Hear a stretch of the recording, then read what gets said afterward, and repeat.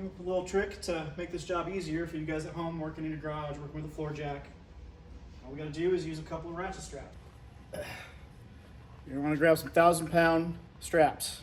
Don't use the dinky ones. Get something a little bit bigger, at least 1,000-pound working load rating.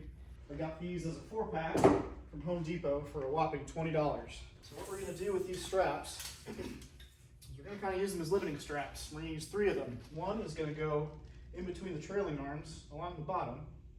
And the other 2 are gonna go from top to bottom and hold the trailing arms from drooping down.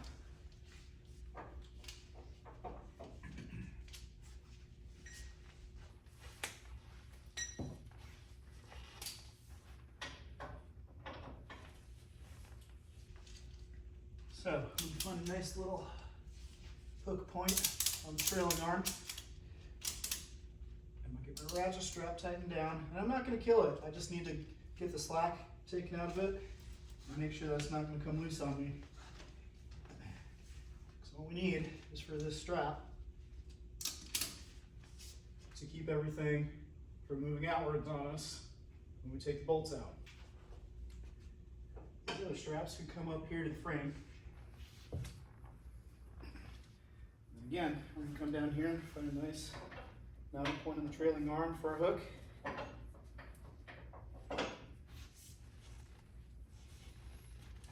Pull our slack. We don't need to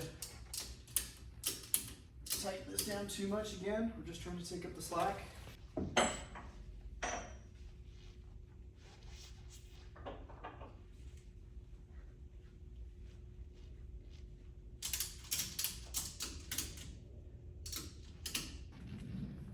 We get these straps in place like this. This is going to allow us to take a floor jack with a block of wood and just lift the tires up a little bit, not all the way off the ground, but just enough to take some weight off of the tires. The combination of these 3 straps being in place and a little bit of weight being left on the tires is going to allow us to take these bolts out and put our bro plate on without jacking the vehicle all the way up into the air and having the tires drooped all the way down with the suspension. And I will take this opportunity to mention that even though we are not lifting this vehicle up into the air and off the ground, we still got jack stands underneath the car. That's because if something were to happen when we have the radius rod bolts out, or a jack were to fail, something catastrophic were to happen, vehicle could fall to the frame onto the ground. So whenever you're doing something like this, whenever you're jacking a car up, whenever you're doing any kind of work like this, you want to play it safe, use some jack stands. You see, I'm not going all the way off the ground. I'm just taking some weight off the tires. First thing is going to be to get this muffler out of the way along with this plastic trim piece. Trim piece is held on with 2 T50 torque bolts. Once those are out, 2 body clips on the inside that you can't see right here. Just grab the plastic trim and pull with a little bit of force. That comes right out. There's also a little tab on the bottom here that just sinks into a hole. That pops right out as well. The next step is going to be to remove the muffler. This is going to be a pretty simple job with a stock muffler still attached. It's just 2 bolts holding onto the header pipe. You have 2 bolts for this lower exhaust mount. You slide this lower exhaust mount out of the way, remove it from the car. You can take this muffler and slide it off of its hangers and remove it from the car.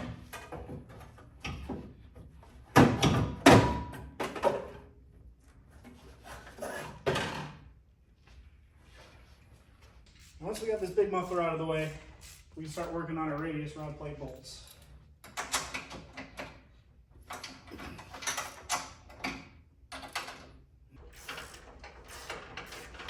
can see, because we've got the tires holding some weight of the vehicle along with these straps, everything's going to stay in place really well. These bolts are already nice and loose, so you can tell that what we're doing is working well.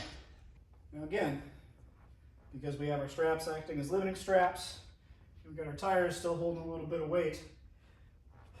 These radius rods aren't going to move very far, so we'll just be able to pull this whole plate off right now.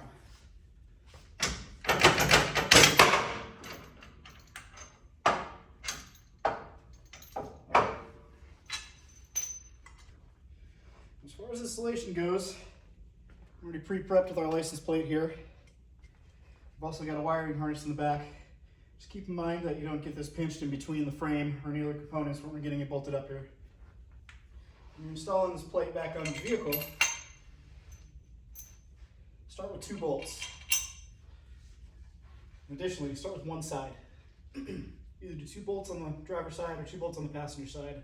Don't start on the top or the bottom, just work on one side at a time. It's going to make it a little bit easier to move these radius rods around. So we're going to start this driver's side over here. Get these 2 bolts started. And because all the weight is being held, we should be able to put them right back into place and get our nuts started with very little effort. Get your nuts started nice and loose so that you can still move around a little bit and get the radius rods into place on the other side. As I said before, with these straps in place and the tires holding some weight on the vehicle, it's going to keep everything in place really well, but it still might move around on you a little bit. For example, right here, we need to just pull it back in place a little bit to get the bolt to be able to clear and go back in all the way. In this instance, we can use another strap to either pull it back in, or I'm going to lift the vehicle up just a little bit so that the weight of the vehicle will pull the radius rod into where I need it to go.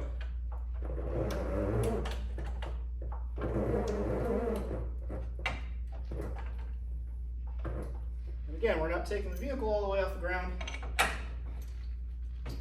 Just taking some weight off of the tires to facilitate a little bit of movement.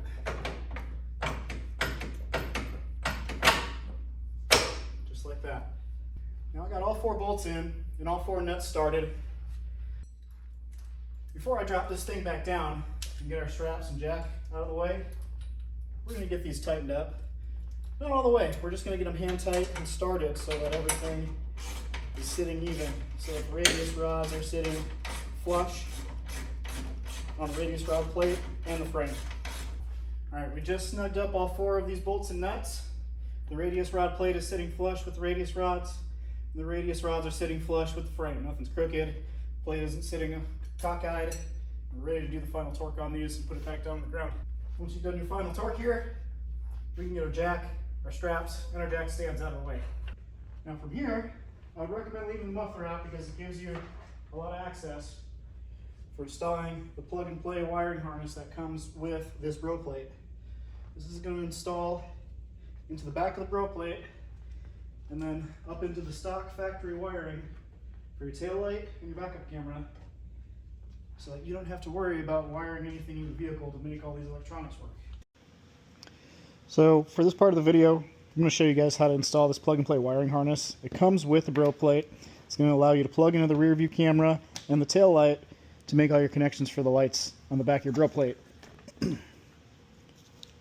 First, we're going to install these edge clips.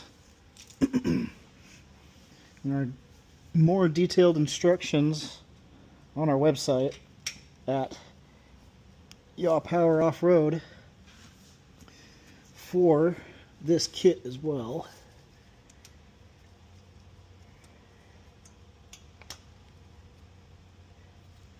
Right, now with our edge clips in place, we can start putting our wiring harness in.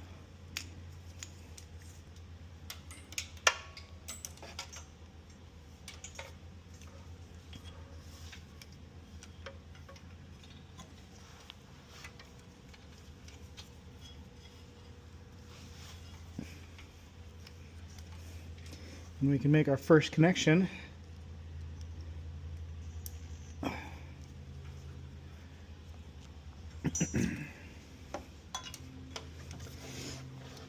And from here we can start routing our wiring up the frame and up towards the rear view camera and the tail light.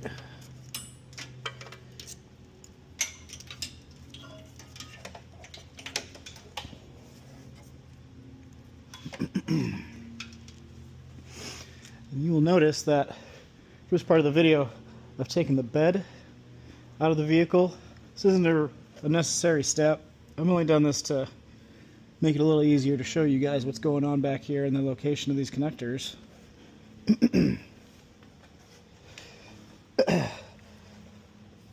Stock rear backup camera connector just lives back here underneath the bed.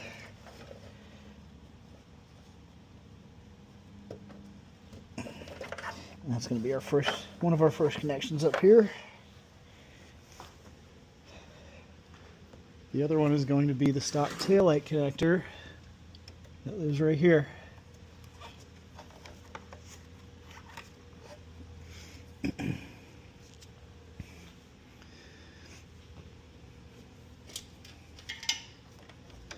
So this harness is going to plug into the stock connectors.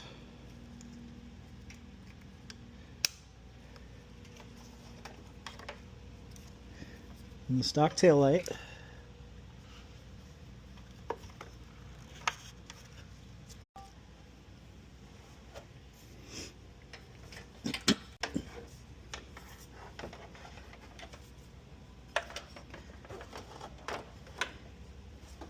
The other connections are going to be for the camera over here. Again, these are the OEM style connectors, so everything will be plug and play.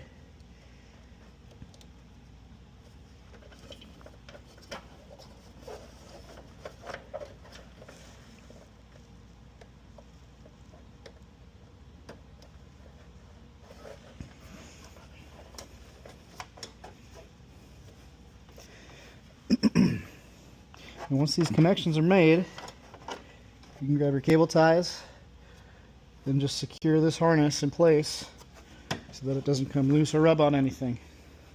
Once you get your wiring harness in, routed and secured, we can put everything else back in place in the opposite order that it came out. And that's all we gotta do. Everything's finished up.